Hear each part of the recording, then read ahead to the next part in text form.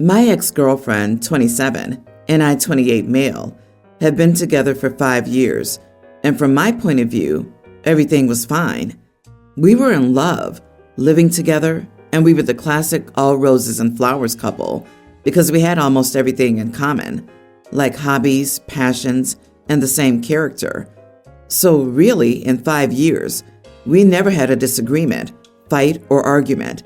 Our friends used to say that she was my soulmate.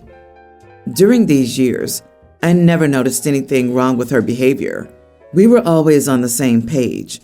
So believe me, I almost fainted when I found out that she was cheating on me through security cameras in my house. I was shocked and speechless because I couldn't see anything wrong with our relationship. We were both extremely happy, going on romantic dates, giving gifts, and doing little acts of kindness. So really, the cheating came out of the blue. The next day I came home from work, and all her clothes and things were gone. Again, I didn't understand what was happening until I received a text from her that was explaining the whole mess. She was in an affair since we started dating because she couldn't choose between me and her ex-boyfriend, so she took both, until she realized that her ex was more in love than you, and she went to stay with him. She said the 5 years of our relationship were a good experiment, and then blocked me. The way she wrote it, with absolute coldness and disrespect for me and my feelings, made me mad and resentful. So I never contacted her again, but told my friends and family about the whole mess. All this happened a week ago. However, 2 days later, she and her affair partner were driving, both intoxicated, and had a fatal accident. Her family didn't know anything about the cheating. They reached out to me to inform me about the accident, but I told them that I didn't care because she betrayed me, so I was feeling nothing for her. They were in disbelief because she never told them about the whole situation, so I did, and sent them the text she sent me a few days ago. They apologized to me and understood my bad feelings for her. My family and friends also texted me, but I told them again that I didn't care about my ex and that I hoped she was in the bad place right now with her ex. They all called me a cold and emotionless idiot, but sincerely, I don't care. They can say whatever they want, but nothing will change the sense of betrayal that I feel and the 5 years that I wasted with someone who was lying to me for that whole relationship. So, am I the idiot?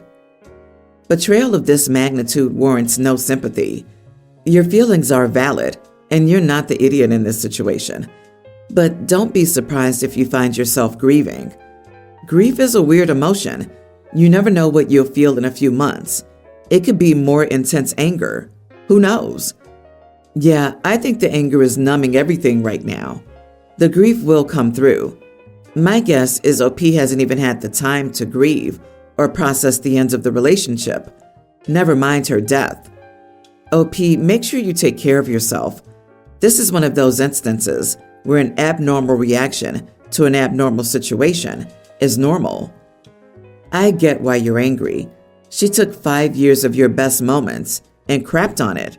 There's no right way to respond to an intense, life-altering series of events, especially when they're compressed into such a short time span. Whatever you feel is correct. Don't be surprised if you go through a bit of a roller coaster, but also don't be surprised if you don't. Anyone lecturing you for your response is behaving monstrously. All you need right now is support, no matter what. I suggest processing your anger. Don't let it become you, though. Talk to someone professional. Don't let her take your sense of self, too. You deserved better. My ex, 27 male, and I, 32 female, are fairly successful business partners.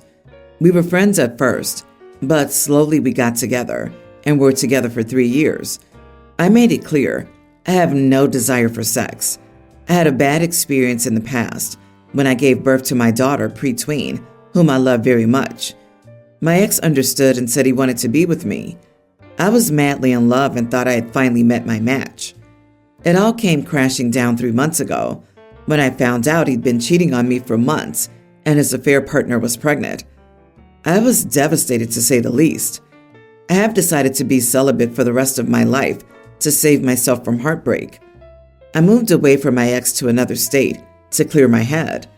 Our business was flourishing. We had bigger plans, and we were attracting investors. To protect our business interest, I didn't make a public show. I planned to move with my daughter permanently once it's set up. My ex's family loves me, and I love them too. We share a good relationship despite my ex. His grandparents invited me to celebrate their wedding anniversary over brunch. I love them, and we three share inside jokes. Ex and his now pregnant girlfriend were present, but I managed to avoid them mostly. Then ex's girlfriend got up, announced her pregnancy, looked me straight in the eye, and said, "We want you to be our Munchkin's godparent once he comes." I was awkward, anxious, and straight up angry. I snorted and laughed to keep my appearance. Well, the sound I made was halfway between a horse braying and ugly crying, and said, "Oh, you don't want that. I'm moving away. The baby needs someone who can be around." The party went silent, and the mood definitely changed. I left in the next 40 minutes. My ex has been blowing up my phone and calling me selfish, that I didn't consider the grandparents' feelings and ruin their day. They're all very upset over how the party turned out. His girlfriend is embarrassed and has been crying. I asked him why he put me in that situation, and he said his grandparents were very upset that I wouldn't be a part of the family anymore, so his girlfriend thought making me their baby's godparent would somehow make them happy. I've stopped responding, but I do feel guilty for ruining grandparents' party. Maybe I should have dealt with it in private. I love them, and I don't want this to be our last moment. Am I the idiot for refusing to be the godparent of my ex's baby? You are out of your darn mind to ask me that. Were you raised by baboons? Godparent of the affair baby, for God's sake. Stop talking to this person, because only a complete Nimrod would think this was a good idea. And you are not the idiot. In fact, I think you were very discreet. You used your moving away as the reason to say no. LOL, they thought they could put you on the spot into accepting and legitimizing their affair in the eyes of the family. And they're angry you didn't play along. Screw them. They were classless, tacky idiots all the way, and now have the guts to say you're being selfish. They're the ones who upset his grandparents, not you. Also, it sounds like his grandparents aren't thrilled about having a homewrecker in the family. They are classless, tacky idiots who hijacked the grandparents' anniversary dinner with their announcement and request. The nerve asking you to be a godparent to their unborn baby when your ex cheated on you with her. It's so wild that people do this. The disrespect. People who weaponize peer pressure by using public surprise requests like this are manipulative idiots. And this behavior has clearly been far too long considered acceptable. Exactly.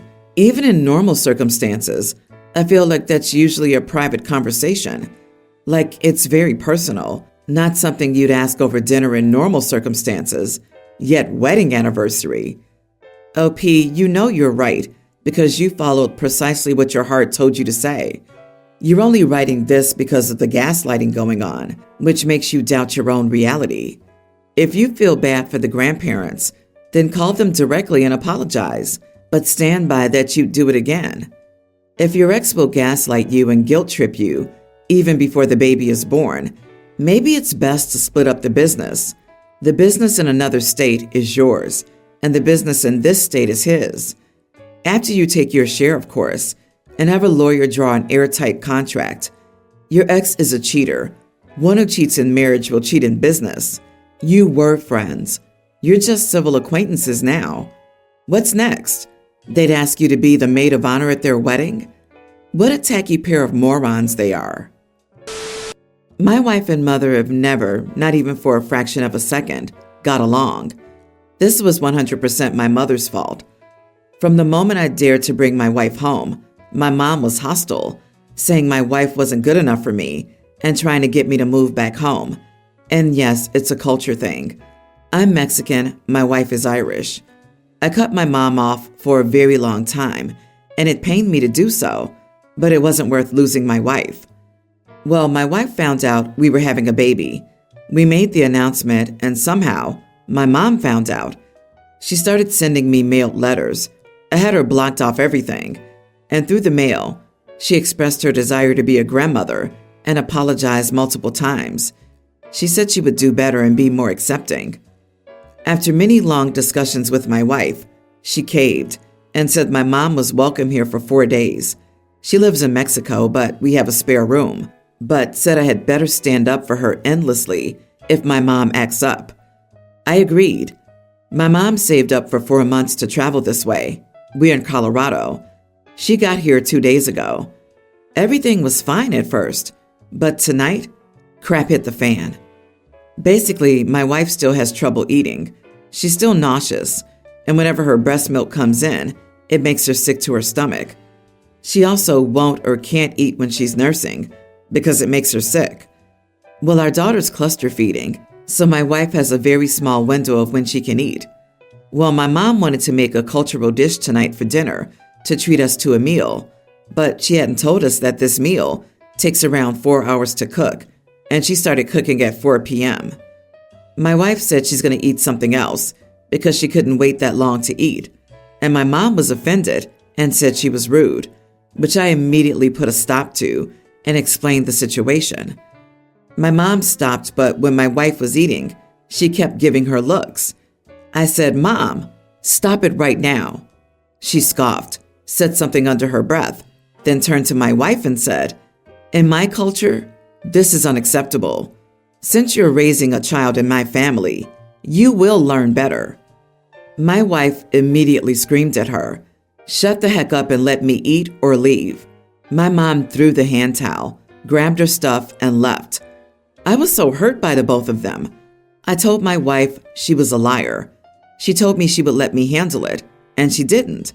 Instead, she made my mom leave. I know my mom was wrong, but why couldn't she do this for me? I then left. She didn't even try to stop me. She texted me and said, "Why don't you go back with your mom?" Am I the idiot? You are the idiot. If anyone lied, it was you when you said you would handle your mother. You didn't handle your idiot mother. You let her pick and pick at your wife until your wife snapped and finally put your awful mother in her place. Grow a spine and support your wife. You are a moron. If there was ever a worse time to test a woman's patience, do you understand how hungry you get when breastfeeding? It's worse than when you're pregnant, and your wife's already struggling to get enough calories in. You should have already moved your mom to a hotel, Airbnb, friend's house when she first started in on your wife. Your wife is tired, hormonal, and hungry, and your mom is entertaining herself by antagonizing your wife. You made a mistake reconnecting with your mom and should never have asked your wife to deal with her. Also, making a cultural dish that takes 4 hours in the home of a woman who's suffering from nausea? Getting mad because a woman postpartum needs to eat when she can? The mother was looking for and making a problem. I'm going to repeat this in case it needs to be clarified. Your wife did not make your mother leave. Your mother made that big girl decision on her own. Your wife was right. You should go back with your mother. I, 34, called out my cousin's 28 female, fiance, 35 male, for being rude and ordering a dish for himself at a family-style dinner. My family seems to be divided in this situation. Background: my family's Canadian and ethnically Chinese. My uncle and his wife, Aaron and Gloria, live in China and have not come to visit in 4 years. It's also the first time we're meeting their toddler son. They wanted to host a big Chinese banquet dinner, 16 guests, at a Michelin star restaurant. Dinner served family style with an 11-course set menu ordered in advance. My cousin Monica brought her fiance Todd, who was initially not invited. So we ended up being 17 guests. This wasn't a huge deal, just a minor oversight. There was plenty of room and food to go around. 2 dinner sets were ordered, enough for 20 people. We had 4 Peking ducks, and everyone got a generous serving of 5 to 7 wraps each. Another Peking duck was brought to our table later. My aunt was confused, but Todd spoke up and ordered another Peking duck, $280 before tax. He had no intention of eating the rest of the dishes and just wanted to fill himself on duck. We were all taken aback, but we didn't say anything about it for the rest of the dinner. My uncle was visibly disgruntled. Todd didn't discuss this with anyone before ordering. Gloria paid for the dinner. I don't know the full amount, but I looked on the restaurant's website. After drinks, wine, tax, and gratuity, closer to $9,000 was spent. Todd did not offer to pay for his Peking duck and had already exited to have a smoke. My parents and I carpooled with Monica, Monica's mother, and Todd. I spoke up about Todd being out of line and rude for doing that. I told them it was a slap in the face. They were more than generous, taking us to a Michelin star restaurant. Todd rebutted that if they were rich enough to take us there, they could afford to have a few extra dishes added. I said that was beside the point. Monica said she would pay them back. My argument is less about the money and more about how Todd did what he did without even acknowledging it as being rude or ungracious. Todd doubled down and said that if it really bothered them, they would have asked him to pay for his portion. If Todd intended to pay for his Peking duck, why didn't he just return another day for it? If you know anything about Chinese people, when it comes down to a dinner bill, they will fight tooth and nail to try to pay for it. I asked Todd to acknowledge his mistake and apologize. Todd said he felt he did nothing wrong and didn't intend to address the issue further. They argued that because Gloria is way more culturally Chinese, she's more upset than she should be. This is an acceptable thing to do in Canada, and Gloria's being too sensitive and traditional. So am I the idiot for calling out my cousin's fiancé? For clarification, Todd is Chinese. Aaron, my mom, and Monica's mother are siblings. Monica's already estranged herself from the family years ago. She moved to the U.S. for post-secondary education and relocated to New York after. She has never visited in the last 10 years. She only moved back a few months ago because her parents cut her off financially. Now that she's getting married, she's trying to reconnect with all of us and already expects her parents to foot the bill for a lavish wedding. I'm actually one of her bridesmaids, and not really by choice. My mom and Monica's mother pressured me into accepting. So she was cut off financially by her parents and jumped at the chance to eat in an expensive restaurant where she knew she didn't have to pay anything. She invites her rude boyfriend/fiancé after the main course, who's so entitled he knew they were rich and could afford it, so I did nothing wrong. Well, now you all know that they're both after money, or whatever they can get for free, so none of you will be available to attend her wedding. You might be too sick to attend. Make sure to send her a Michelin star cookbook as a wedding gift.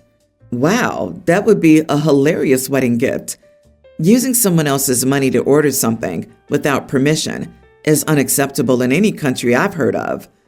At this point, everyone should be on guard, because Monica sounds like that bride who asked all her guests to pay thousands of dollars to be guests so she could have a lavish wedding.